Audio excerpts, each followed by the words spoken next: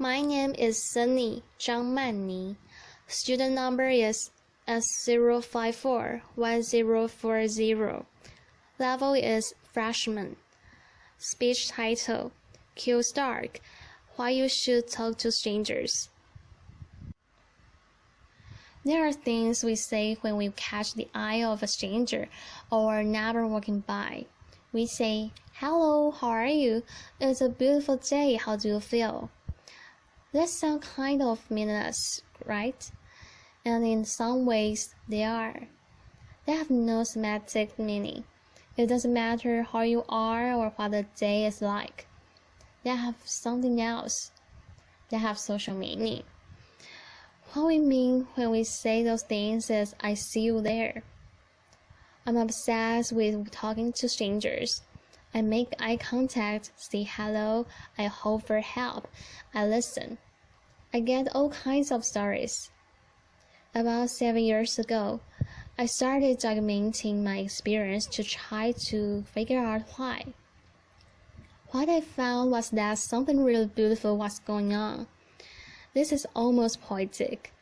These were really profound experiences. There were unexpected pleasures. There were genuine emotional connections. There were liberating moments. So one day, I was standing on a corner waiting for the light to change, which I'm a New Yorker. So that means I was actually standing in the street on a storm drain, as if that could get me across faster. And there's an old man standing next to me. So he's wearing like a long overcoat and sort of an old man hat, and he looks like somebody from a movie.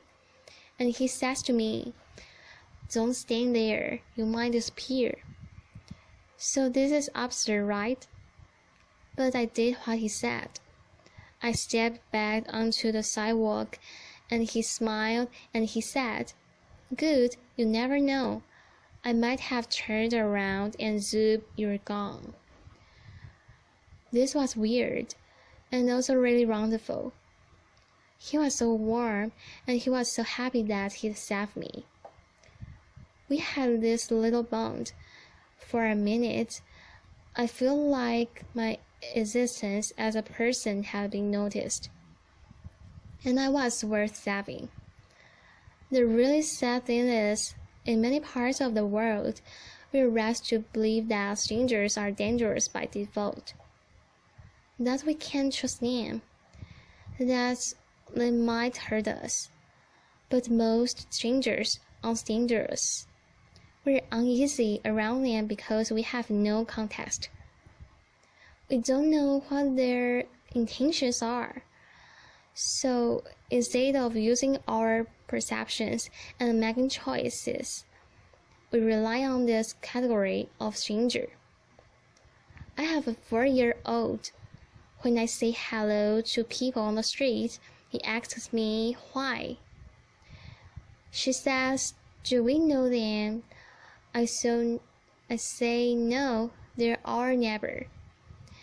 Are they our friend? No, it's just good to be friendly. I think twice every time I said that to her, because I meant it.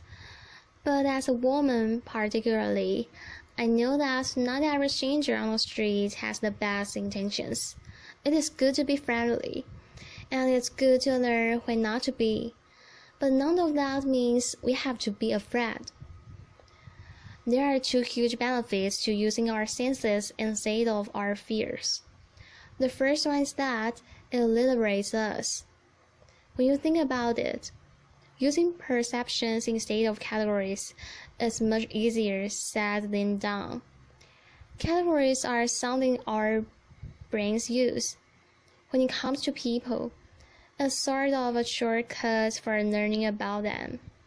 We see male, female, young, old, black, brown, white, stranger, friend, we use the information in that box. It's quick, it's easy, and it's a road to BS. And it means we are not thinking about people as individuals. I know American researchers who travel frequently in Central Asia and Africa alone. She's entering into towns and cities as a complete stranger. She has no bounds, no connections. She's a foreigner. Her survival strategy is this: get one stranger to see you as a real individual person. If you can do that, it'll help other people see you that way too. The second benefit of using your senses has to do with intimacy. I know it sounds a little counterintuitive, intimacy and strangers, but these quick interactions can lead to a feeling that psychologists call fleeting intimacy. So it's a brief experience that has emotional resonance and meaning. It's the good feeling I got from being saved from the death trap of a storm drain by the old man, or how I feel like part of community when I talk to somebody on my train on the way to work. Sometimes it goes further. Researchers have found that people often feel more comfortable being honest and open about their inner selves with strangers than they do with their friends and their families. That they often feel more understood by strangers. This gets reported in the media with great element. Strangers communicate better than spouses. It's a good headline, right? I think it entirely misses the point. The important thing about these studies is just how significant these interactions can be. How the special form of closeness gives us something we need as much as we need our friends and our families. So how is it possible that we communicate so well with strangers? There are two reasons. The first one is that it's a quick interaction. It has no consequences. It's easy to be honest with someone you are never going to see again, right? That makes sense. The second reason is where it gets more interesting. We had bias when it comes to people we're close to. We expect them to understand us. We assume that too, and we expect them to read our minds. So imagine you're at a party, and you can't believe that your friend or spouse is picking up on it, then you want to leave early. And you're thinking, I gave you the look.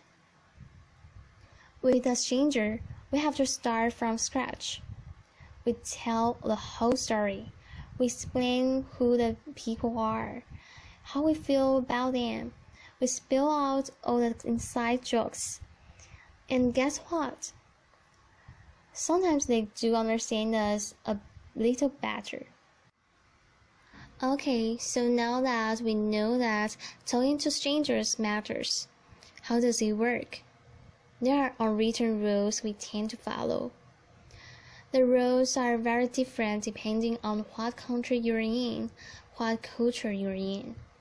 In most parts of the US, the baseline expectation in public is that we maintain a balance between civility and privacy.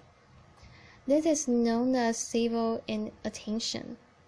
So imagine two people are walking towards each other on the street.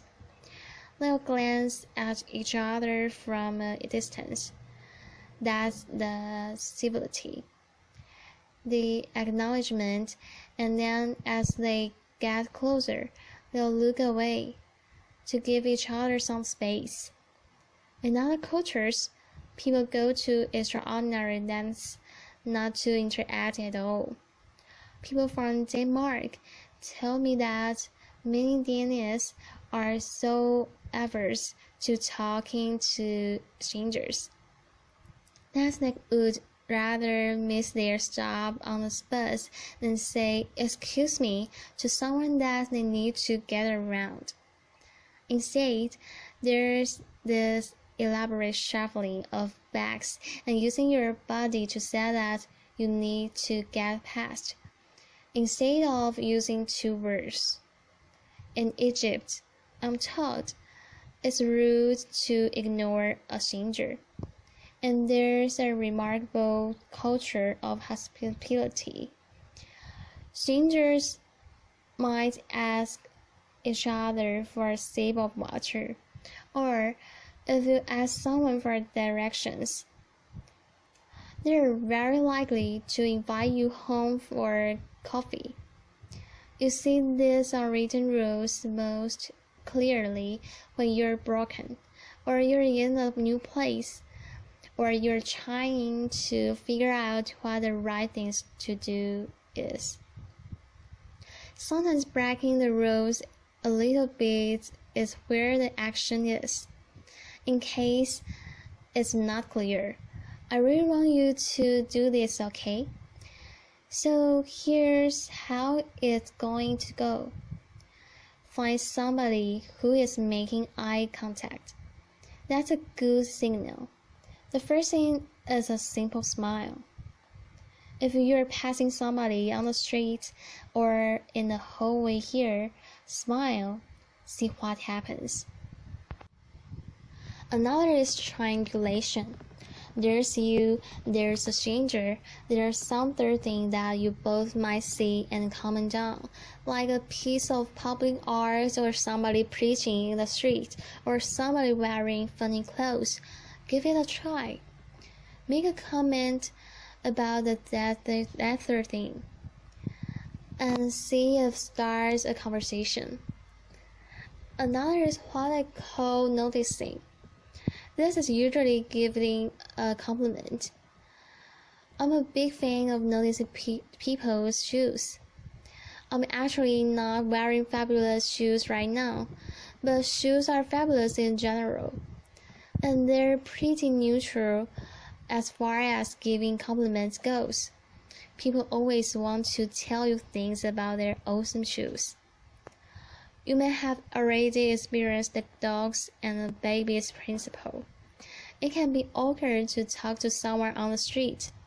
You don't know how they're going to respond, but you can always talk to their dog or their baby. The dog or the baby is a social conduit to the person, and you can tell by how they respond whether they're open to talking more. The last one I want to challenge you to is disclosure.